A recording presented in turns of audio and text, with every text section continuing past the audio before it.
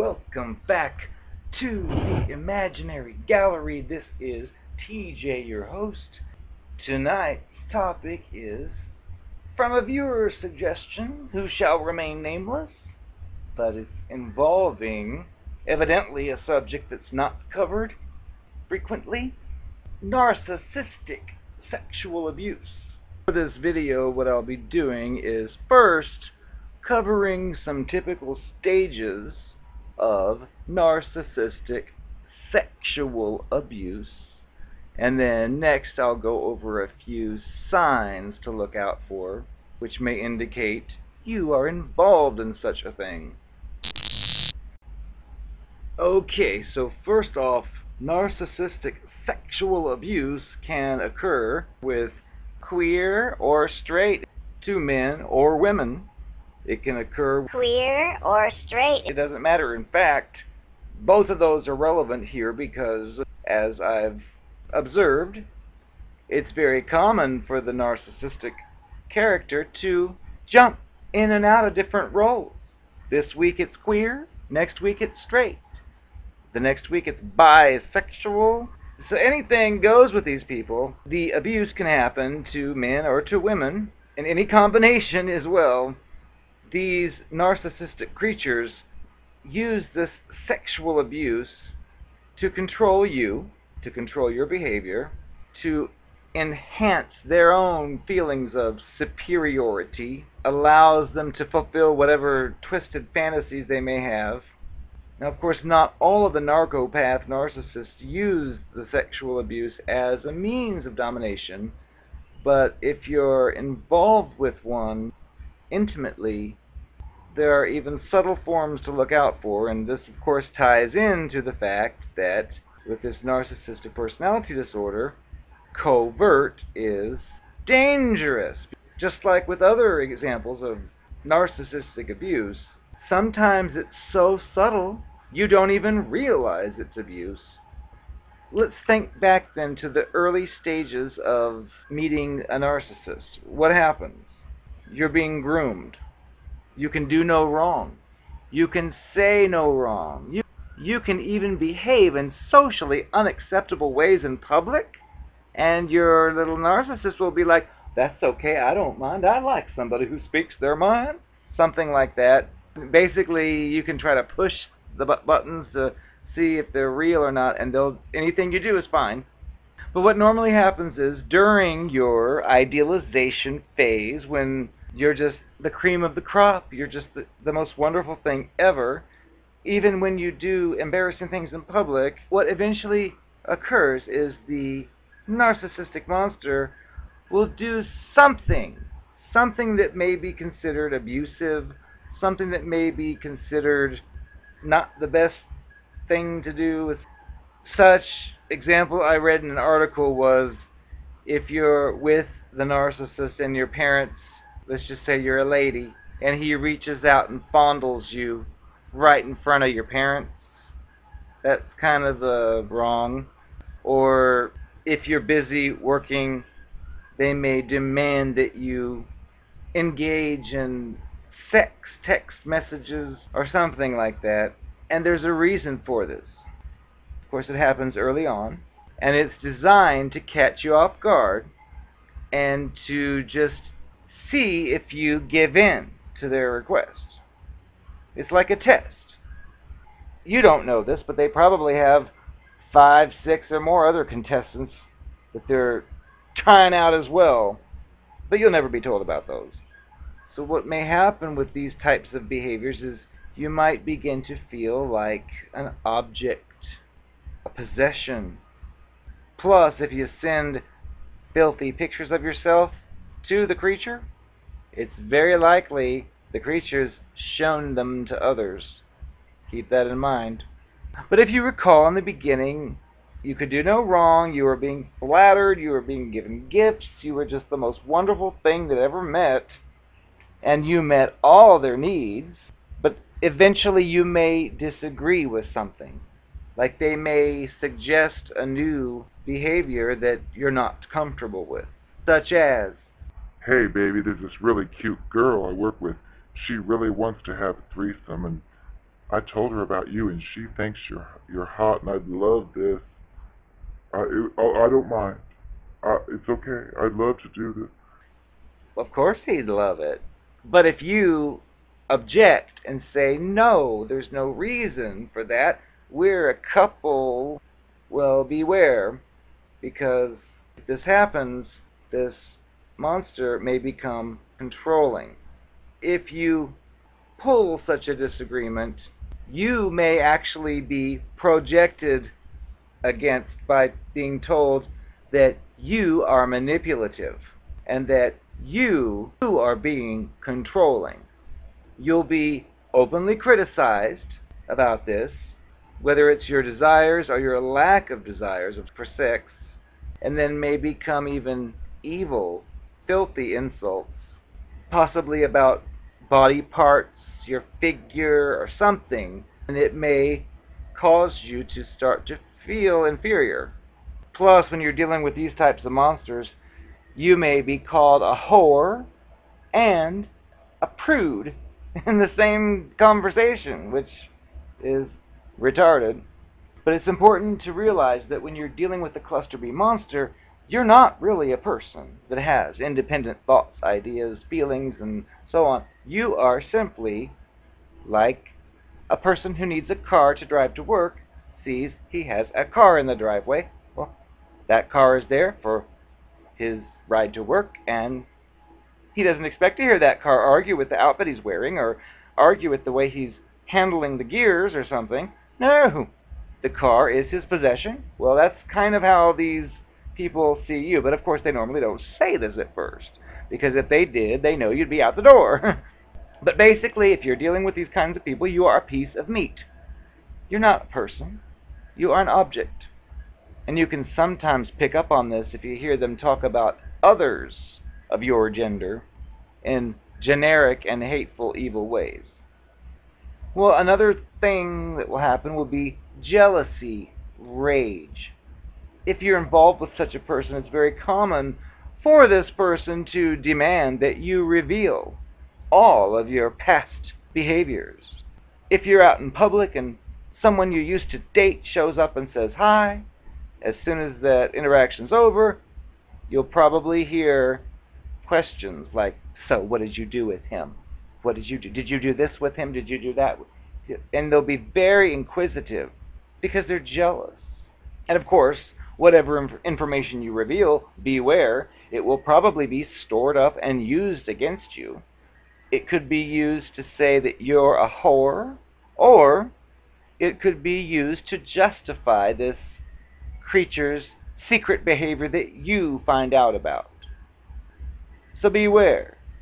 Meaning, you find out he did whatever with whomever, he says, well, with what you did to that person we saw the other night, you deserve it or something, even though it may have happened years before. But there's no logic with these types of people. And then, of course, well, at least in my case, when I see someone who acts that way, like jealous of others, even if I'm really interested in that person, well, you have to be aware that if you, for example, see the same type of thing where some hot chick walks up and says, oh, I miss you, how are you? You may show signs of jealousy, which would be natural. And if you do, guess what? You'll probably be attacked. And they'll say that you're irrational, you're domineering, you're controlling, which is totally retarded and totally narcissistic. Now, in my experience, I've seen two opposite extremes when dealing with such people, toxic people. One is the partner may encourage you to cover yourself. Like if you have a wife beater, well, pretend this is a white wife beater, and we're out in public, or we're going out in public, he or she might say, oh, don't you want to put some more clothing on, cover up some of that skin. That could happen, or it could be the opposite, with that tank top covers just a little too much. Here, why don't you wear this see-through one? either way, there's a different motivation. One could be that it's afraid someone else will see you and want you. The other could be it wants to show you off like an object, so you can never necessarily guess. And even if you ask, you want to show me off to people, don't you? You'll be told, oh, that's silly. I just think you look good, and whatever. You won't be told the truth, so don't even try. And then, of course, another stage in this can be you may be persuaded into having sex through humiliation or guilt or shame or harassment, blame or whatever. In this case, they don't see this as abuse. Yet it is. If they're trying to coerce you into something, it's abusive. Sometimes, like if you're dating one and you have some kind of argument and the argument ends, you may be expected to perform, to prove your devotion or something like that. Or they also can switch into victim mode, which is totally sick if, for example, you found out about some girl he works with, he's been flirting with, and she called him, and then you act upset about it, and his reaction would be to act like he is a victim and say, I can't believe you're holding it against me that she called me. I don't want her. I want you. And oh, if you don't make love to me now, it means you don't care, or whatever. That can happen, even though he's already made love to the other coworker, and you're not being told. That's the way it works with these people. And then, of course, they may also threaten to be with somebody else if you don't do exactly what they want. And usually, of course, this doesn't happen at the beginning stages. The beginning stages, it's whatever you want to do is perfect for them. But then once they're hooked in, their claws are sunk into your life, then these changes start being demanded, which may include dangling another man or woman in front of you that they work with or go to school with or something, anything to make you feel insecure or off guard. And as far as behaviors in the bedroom, they may become pushy. Sometimes you'll do things you've never done before to please this person out of fear that it might leave or find it with someone else. With each step you go further, you may be pushed even more further. And again, if you try to object and say, look, it's good enough that we had sex at the football stadium when it was closed down, but I don't want to have to do the same thing while it's full with the game going on. Come on, that's a bit much. You may be ridiculed, humiliated. This is a technique of dominance. Like, come on, let's just do it, come on. Depending on the circumstances, it can be many different ways. But you may get to a point where the unspoken message is if you do not do the things this person wants to do, you are at risk of being replaced, which normally they'd say, I would never do that, but they would, and they do. They may also try to put fear into you, and you may actually end up consenting to things you normally wouldn't even consider, but you're worried that if you don't, you may be punished, you may be cheated on again, you may have money taken away from you, so you may just do what they're wanting. And then, of course, to reinforce this type of fear, the narcissist may do these things, such as punish you, and then later say, well, it's your fault, you made me do it. And that's one thing. If you hear those lines, escape immediately, because no, nobody made the person do it. No matter how convincing they try to sound. No. Nobody made this creature abuse you, or cheat on you, or steal your money, whatever. None of that's valid. But these people will try to convince you that it is. Another thing they can do is withdraw. Like, stop any type of sexual relationship. And if you try, you'll be ridiculed, called a whore. You may be criticized about the way you perform or don't perform. And you may be getting excuses. Like if you want to make love or lust, you'll be, oh, I'm tired, oh, I have diarrhea, oh, whatever excuse they may give. Look out for that. But of course, whatever the case is, it's not ever going to be the narcissist monster's fault. It'll be your fault.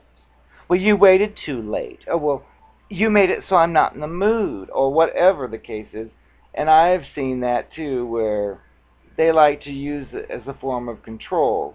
For example, if you are sitting there on the couch with your boyfriend and you're watching a television program and you reach out and touch a certain part of him and notice that it springs to life, you may be interested and think, oh, no expectation, just, oh, and you may start to fondle this thing, whatever it is, and imagine if he's like, stop it, I'm not in the mood.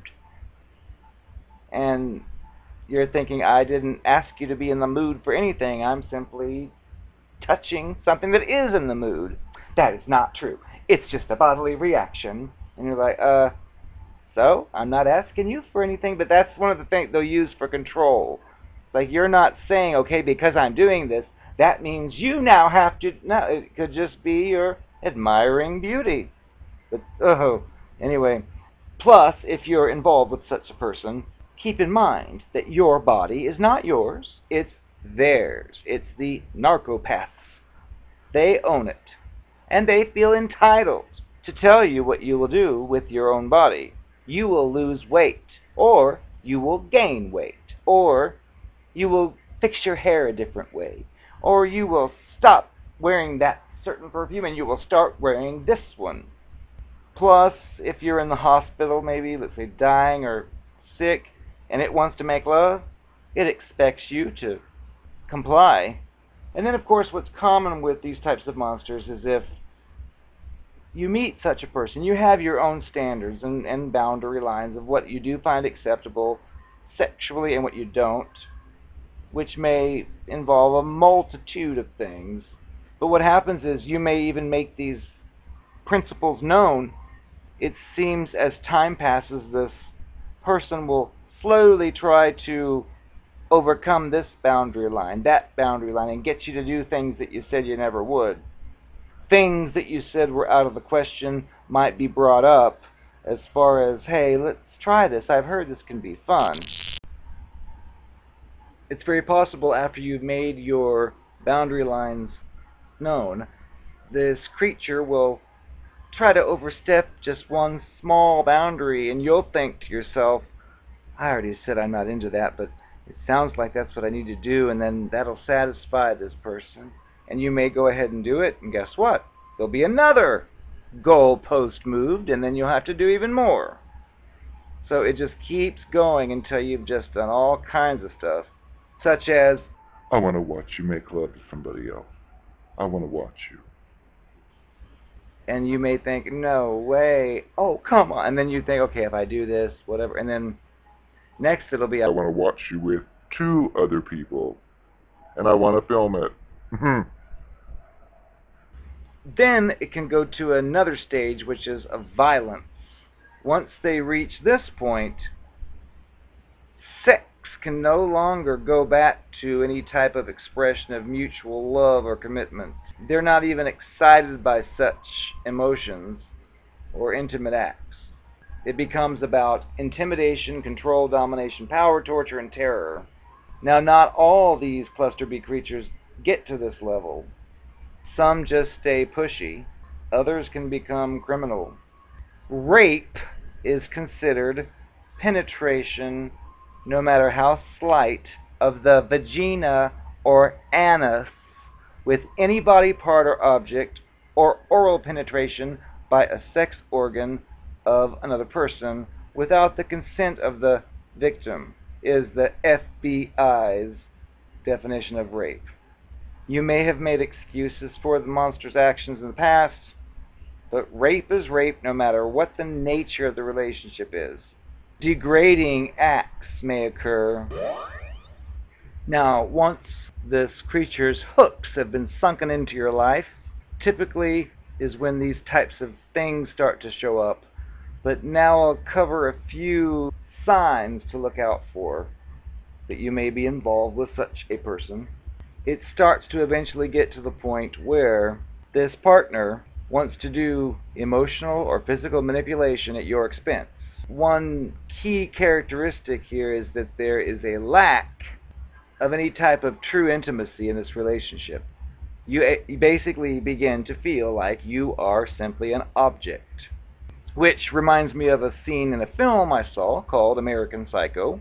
There was a scene where Patrick Bateman called in 2 prostitutes and proceeded to drug them and get them all to get together, and he took a video camera and set it up, and it was a very interesting scene for me. What he basically did was he was making love to these 2 chicks, and as he was doing it, thrusting away, he was looking into the mirror.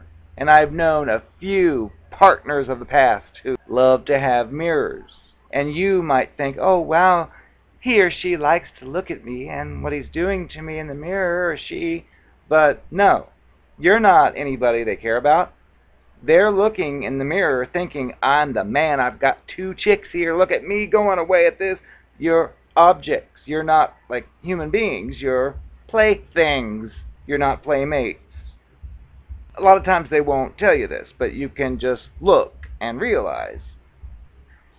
And how do you know if the partner you're with is really a sexual narcissist? Well, first off, in the beginning stages, they may come across as very alluring and attractive when they're trying to win you over, like during the love bombing stage, the idealization, and they act like the perfect salesperson. They try to use anything and everything they can to get your attention and flatter you and love bomb you and give you gifts and all these things that lift you up in the air so you think you can do no wrong. And this is basically a form of bribery. They may be very good in the bedroom too, or they think that they are, but they use the sex as a tool to impress you as to how great they are, which in the back of your mind is, I wonder who else he or she's been practicing on. Now, of course, there's nothing wrong with somebody being charming or romantic or a good partner in the bed, but these types of monsters will use these types of traits to use other people. And you have to keep in mind, if you're with one of these, they don't really care about you, like Patrick Bateman. He didn't care about those chicks, and they didn't care about him either, because at one scene he's like, so, girls, don't you want to know what I do? And they're like, no, not really. Another sign may be that there's an excessive focus on performance and approval. Most of these pathological narcissist fools have an inflated sense of themselves. They demand approval. They must be the center of attention. And they may try really hard to be great in the bedroom, especially during the beginning phases, because they wish to impress you. So you think, wow, I've got myself a great man or woman. So look out if it seems like they're trying to prove themselves as to how good they are in this bedroom to give a great performance. They may be up to no good. They may also focus on the physical rather than emotional. Sometimes their focus of lovemaking is on appearance and image. Like, hey, honey, put those high heels on. I love when you wear those. It's less about 2 human beings connecting and more about you measuring up to some idealized expectations. They may think that they're the most beautiful thing in the world, but there will seem to be something missing with such a person, which revolves around human emotions. The love part of lovemaking is characterized by an intense interest in the partner as a person. Well, with these types of people, you're an object, you're a plaything. And these types of qualities will only come from the heart, which with these people, if you look closely, you can tell they're faking it. And you can also look out for if you feel like you are existing purely to serve the narcissist's needs. After the initial period when you've been impressed and pleased, this sexual narcissist may begin to demand that you cater to his or her selfish needs. You may be expected to be on call to satisfy his needs or her needs, or to engage in acts that only he or she enjoys, and demanding that you limit your other activities so you're more available. Rather than being an individual with your own thoughts, feelings, and priorities, this narcissist monster expects you to exist merely as an extension of his or her wishes. Your own needs don't matter. Another thing they may do is start to put you down. In order to feel more superior, it's very possible that they will disguise their hidden insecurities and inadequacies by putting others down to boost their own desirability and acceptability. In the sex relationship, some of them may also target the partner for ridicule, blame, shame, or sarcasm. They love to be in control and to dominate. Now, they also may react negatively if you don't give them what they're after. Since many of these types cannot stand any kind of rejection, they will react negatively if you don't give them what they're after in the way they want it.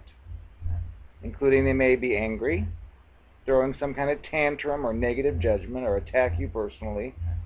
They may be passive-aggressive, give you a cold shoulder or silent treatment, withhold the love and affection, if there is such a thing, or be sarcastic with you. Or they may be emotionally coercive, blame you and guilt trip you, call you ungrateful after all they did for you in that love bombing stage. How dare you not do what they want? And then you're supposed to feel sorry for them, and some people actually may. But none of these are the behaviors of a responsible, mature adult. These people are basically children in an adult body. This drama and manipulation they hope will hook you into their game, and then once you're hooked in, you belong to them. You're their property.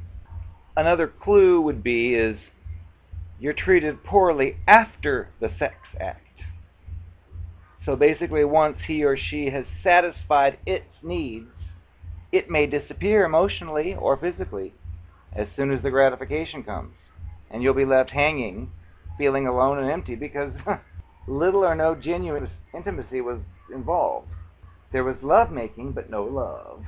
And then, of course, this person may contact you again when they want to do it again. And then another key thing that distinguishes a sexual narcissist from somebody who is not such a person is the way they treat you when you're not having sex. Are you treated nicely then? Or is it just when they want to get it on? The last sign would be infidelity, violence, and sexual addiction, which if you're dealing with a narcissistic personality, infidelity is a given, no matter what they say. There may be domestic violence, and supposedly, according to an article I read on Psychology Today, there's a link between male sexual narcissism and domestic violence. And then sexual addiction. One study suggests that sexual addiction is a reflection of sexual narcissism. So the point is, if you find yourself involved with one of these difficult people, there are many skills you can utilize to restore health, balance, and respect. If you find you're involved in such a thing, you can leave this relationship, and you may not want to share the details with others, because you could be embarrassed or humiliated, and prolong your healing process. Plus, you're not obligated to explain to anybody why you're leaving, that you may need some kind of help.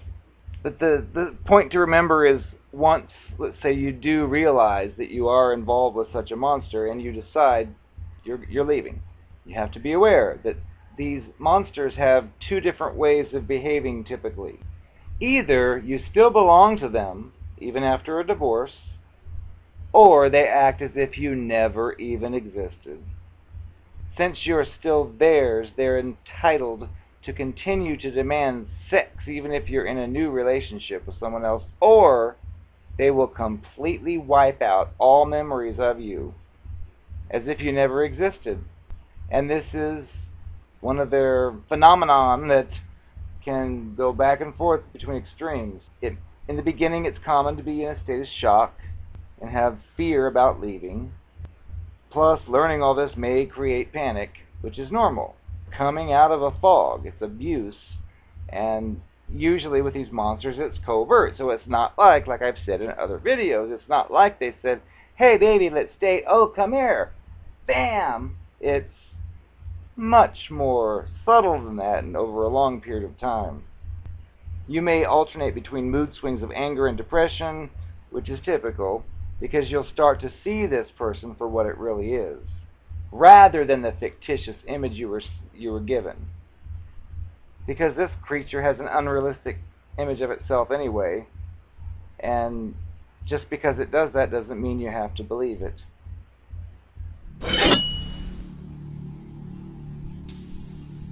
I am the narcopath. I'm here to give you a few more confessions, as if I haven't told you enough already. But it's part of my deal, so stay tuned.